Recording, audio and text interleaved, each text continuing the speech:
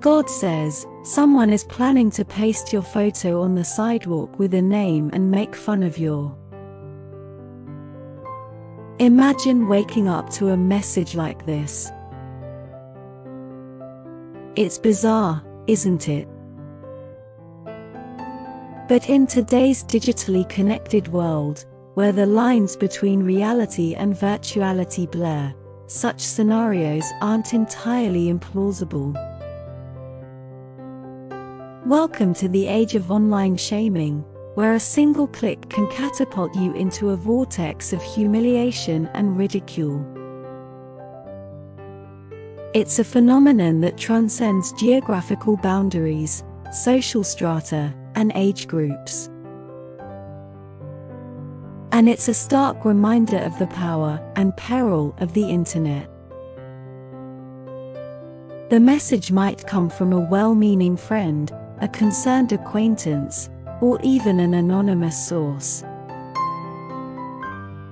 Regardless of its origin, it triggers a cascade of emotions: shock, anger, fear. How could someone stoop so low as to defame you in such a public manner? What have you done to deserve this? And perhaps most importantly, how do you respond? In the digital age, where social media platforms serve as modern-day soapboxes, anyone with an internet connection and a grievance can become judge, jury, and executioner. A hastily posted tweet, a scathing Facebook status, or an incendiary Instagram story can snowball into a full-blown scandal within minutes, leaving reputations tarnished and lives upended in their wake. But before delving into the murky waters of online shaming, it's essential to understand its roots.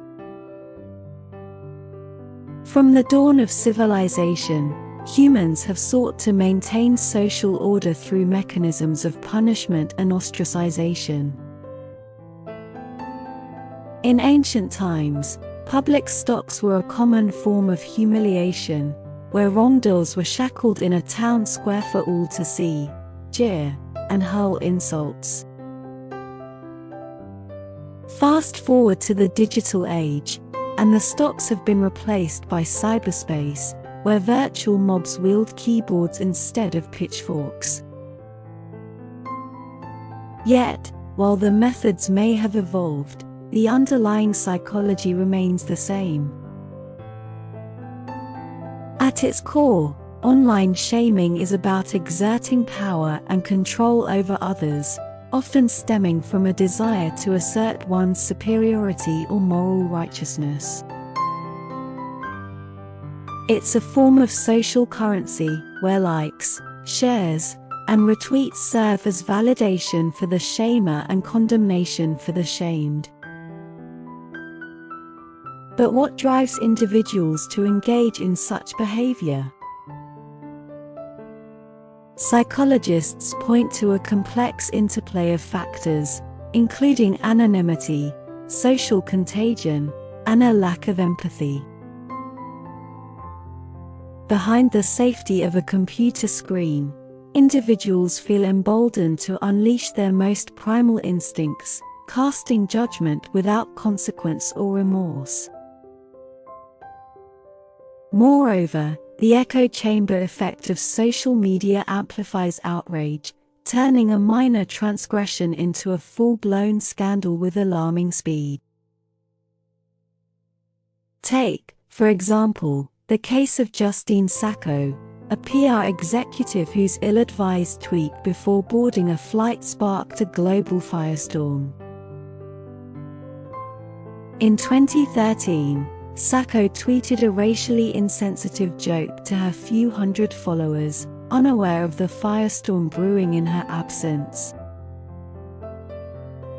By the time she landed, her life had been turned upside down, her name synonymous with racism and bigotry. The ensuing fallout serves as a cautionary tale of the power and peril of online shaming, where a single misstep can have far-reaching consequences. But what about those on the receiving end of such vitriol? How do they cope with the fallout of public humiliation? For some, it's a matter of weathering the storm and waiting for the outrage to die down.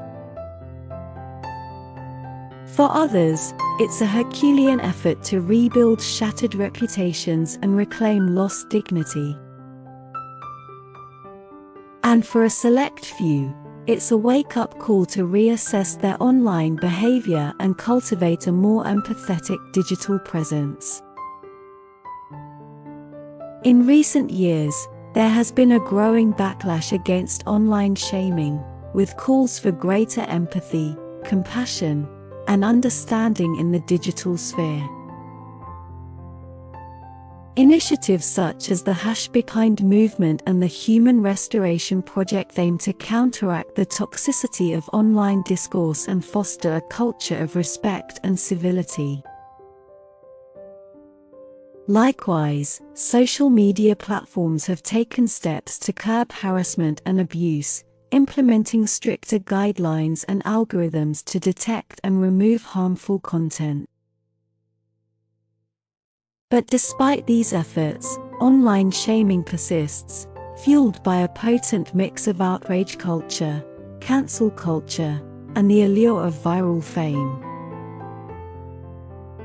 In a world where attention is the ultimate currency, some are willing to sacrifice integrity and empathy for a fleeting moment in the spotlight.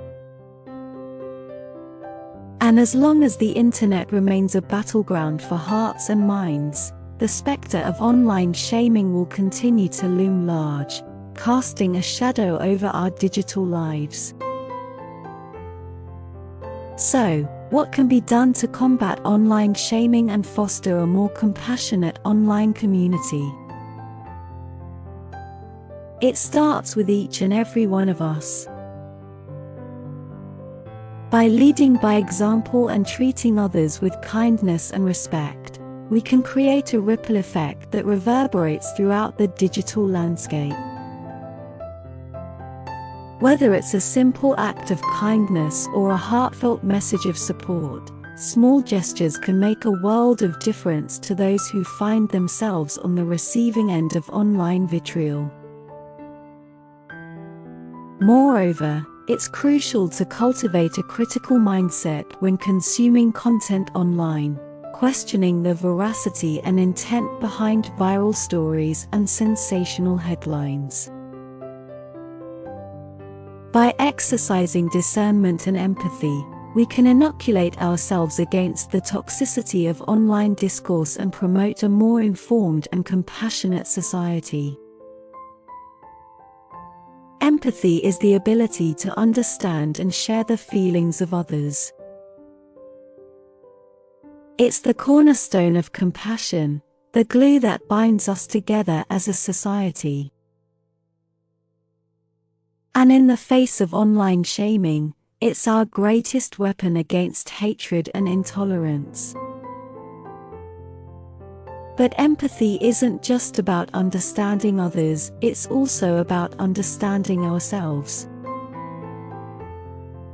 It's about recognizing our own biases and blind spots, and confronting the uncomfortable truths that lie beneath the surface. By cultivating self-awareness and introspection, we can become more compassionate and empathetic individuals, capable of bridging the divides that separate us. Moreover, empathy is a call to action, a reminder that we have the power to effect positive change in the world around us.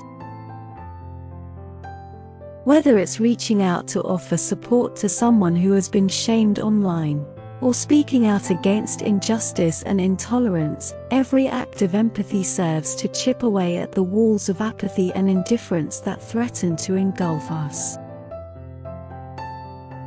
In the words of Mahatma Gandhi, the best way to find yourself is to lose yourself in the service of others.